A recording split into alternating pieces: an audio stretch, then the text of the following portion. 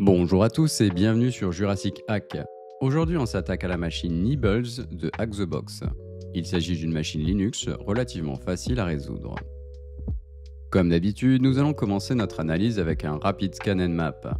Ici on peut constater deux ports ouverts, le 22 et le 80. Nous allons donc ouvrir un navigateur et venir consulter le site hébergé sur le port HTTP. Bien que celui-ci ne semble rien contenir d'intéressant, un rapide coup d'œil au code source nous indique la présence du répertoire Nibbleblob.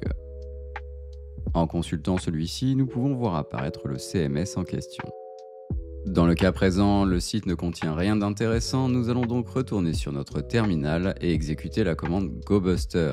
Celle-ci va nous permettre d'énumérer les éventuels répertoires et fichiers présents sur le site web. Après quelques secondes de scan, nous avons déjà plusieurs résultats. Cependant, nous allons commencer par nous intéresser à la page admin.php. Ici, il s'agissait d'une étape un peu CTF. En effet, la solution était de faire usage du nom d'utilisateur admin et d'utiliser le nom de la machine en tant que mot de passe, ici Nibbles. Une fois ces informations entrées, nous étions authentifiés sur le CMS. Une fois connecté, il était possible d'identifier la version du CMS dans le menu Settings. Celui-ci contenait en bas de page la version du CMS. Dans le cas présent, il s'agit de la version 4.0.3. Cette version pouvant être vulnérable, nous allons retourner sur notre terminal et exécuter une console Metasploit. Celle-ci va nous permettre de rechercher d'éventuels modules d'exploitation compatibles avec cette version. Dans le cas présent, nous n'avons qu'un seul résultat, nous allons donc exécuter la commande use0 puis info.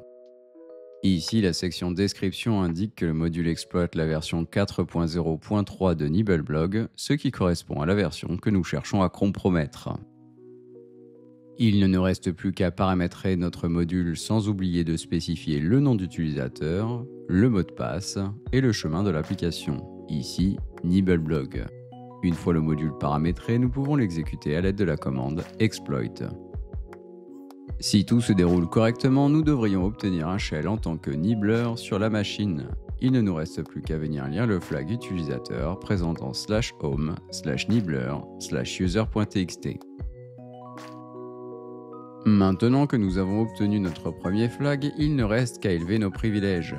Si l'on démarre un shell et que l'on exécute la commande sudo-l, nous pouvons constater qu'il est possible d'exécuter monitor sh en tant que root. L'avantage ici est que ce script ne semble pas exister et qu'il devrait se trouver dans notre répertoire. Nous allons donc commencer par créer l'arborescence attendue à l'aide de mkdir. Une fois cette opération terminée, nous allons pouvoir créer le fichier monitor.sh avec la commande bash à l'intérieur de celui-ci. Il ne reste plus qu'à rendre celui-ci exécutable à l'aide de chmod et d'exécuter notre commande sudo afin d'obtenir un shell en tant que root. Une fois notre shell privilégié obtenu, il ne reste plus qu'à venir chercher le flag root dans /root/root.txt. C'est tout pour aujourd'hui, j'espère que vous avez apprécié cet épisode, et si la vidéo vous a plu, n'hésitez pas à laisser un commentaire, à vous abonner à la chaîne, et bien évidemment, le meilleur cadeau que vous puissiez faire, c'est de partager et d'en parler autour de vous. Merci d'avoir regardé, et à très bientôt.